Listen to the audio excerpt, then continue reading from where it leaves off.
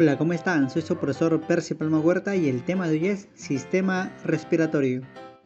Bueno muchachos, el sistema respiratorio es un conjunto de órganos que intervienen en la captación del aire del medio ambiente, o sea del medio externo, con la finalidad de proporcionarlo a la sangre, o sea al medio interno, y recoger al mismo tiempo el anhídrido carbónico para su eliminación.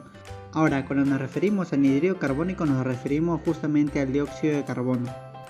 Ahora muchachos, hablando anatómicamente, el sistema respiratorio va a tener en este caso las vías respiratorias y el aparato pulmonar. Las vías respiratorias tales como las fosas nasales, justamente la faringe, la laringe, la tráquea, los bronquios y subdivisiones pequeñas, y en este caso el aparato pulmonar donde se va a realizar el intercambio gaseoso entre el aire y la sangre. Hablemos de las fosas nasales, que están tapizadas de pelos y cilios que cumplen la función de atrapar el polvo y otras partículas extrañas. Las células epiteliales que revisten las cavidades secretan un moco que humedece el aire y recoge los desechos que puedan ser eliminados sonándose la nariz, así de simple. Además muchachos, que en las fosas nasales vamos a encontrar los cornetes nasales. Ahora hablemos de la faringe, que es un conducto muscular de aproximadamente 13 centímetros que va a comunicar las fosas nasales con la laringe y el esófago, además de participar en la deglución de los alimentos. Ahora hablemos de la laringe, que es un conducto cartilaginoso que va a unir la faringe y la tráquea y mide aproximadamente 4,5 centímetros de longitud. Y este muchacho viene a ser conocido como el órgano de la fonación. En ella se va a encontrar exactamente las cuerdas vocales, que son dos verdaderas y dos falsas. Está formada además muchachos la laringe por tres cartílagos impares. Tenemos a la epiglotis, la tiroides y la cricoides. Y tres pares de cartílagos, los cuales son los aritenoides, los corniculados y los cuneiformes. Ahora muchachos, la afección más común de la laringe humana es la inflamación o también conocida como laringitis, que constituye un síntoma en un estado del resfrío muchachos, que a menudo va a estar acompañado de la disminución o pérdida completa de la voz. Otras patologías que afectan con frecuencia la laringe son el croup, la difteria, el cáncer, y se ha demostrado muchachos que el cáncer de laringe en la mayoría de los casos es consecuencia del tabaquismo y de la ingesta de grandes cantidades de alcohol. Entonces, quienes fuman y beben en exceso están expuestos a un riesgo elevado de cáncer a la laringe. Muchachos, ya cuando se detecta la enfermedad, o sea el cáncer a la laringe, este se va a tratar con radioterapia, sobre todo si se diagnostica con tiempo y cirugía. Las intervenciones más comunes son la ablandación parcial o total de la laringe. Hablemos de la tráquea muchachos, que es un tubo largo y membranoso revestido de células epiteliales ciliadas que mide aproximadamente entre 10 a 11 centímetros largo y en algunos casos hasta 13 centímetros largo. Sus paredes van a estar reforzadas de anillos de cartílago, los cuales miden de 16 a 20 anillos y comunica la laringe con los bronquios. Además muchachos, en la superficie interna de la tráquea está revestida por una membrana mucosa ciliada. Es muy susceptible a infecciones respiratorias. A veces es necesario realizar una traqueotomía, o sea la apertura quirúrgica de la tráquea debido a una obstrucción por un cuerpo extraño o alguna clase de enfermedad. Hablemos de los pulmones muchachos, que son dos órganos blandos, esponjosos y elásticos cuya función es realizar el intercambio gaseoso, o sea muchachos el O2, o sea el oxígeno gaseoso, y el CO2. Su localización es la cavidad torácica sobre el músculo del diafragma. Ahora muchachos, hablemos de sus características. Por ejemplo, el pulmón derecho va a pesar aproximadamente 600 gramos, mientras que el pulmón izquierdo pesa un poco menos, 500 gramos. El color va a variar de acuerdo a la edad, es rosado en el recién nacido y gris en el adulto. Ahora hablemos del pleura, que viene a ser una estructura de los pulmones y es una membrana cerosa que va a recubrir toda la superficie del pulmón.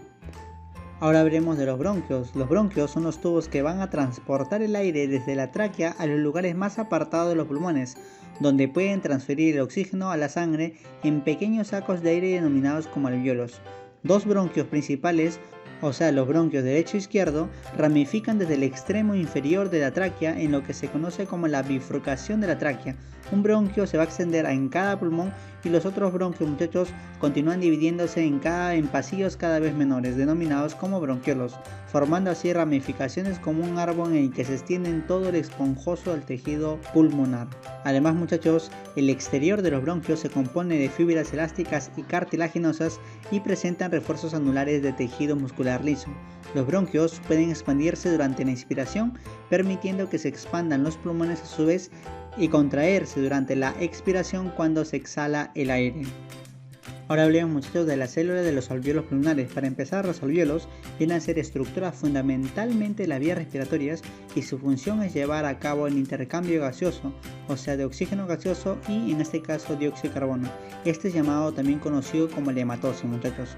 Acá tenemos entonces que sus paredes van a estar formadas de células epiteliales llamadas así neumocitos. Y tenemos acá el neumocito 1, por ejemplo, que es la célula epitelial plana más abundante y realiza el intercambio gaseoso, obviamente, ¿de quién? Del oxígeno gaseoso y el dióxido de carbono. Luego tenemos al neumocito 2, muchachos, que es la célula epitelial cúbica que produce la sustancia surfactante que evita que el alveolo colapse durante una respiración. Y por último, muchachos, tenemos al macrófago alveolar, que son las células de polvo que se encargan de fagocitar, o sea, darle muerte celular a microorganismos y partículas de polvo.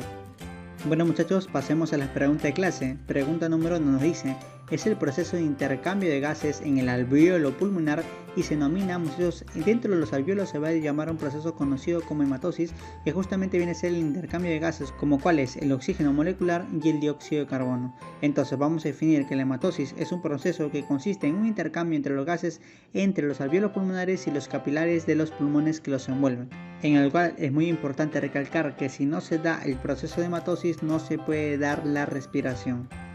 Pregunta número 2 nos dice: es una membrana que envuelve los pulmones y los protege de fricciones. Nos estamos refiriendo al pleura, muchachos.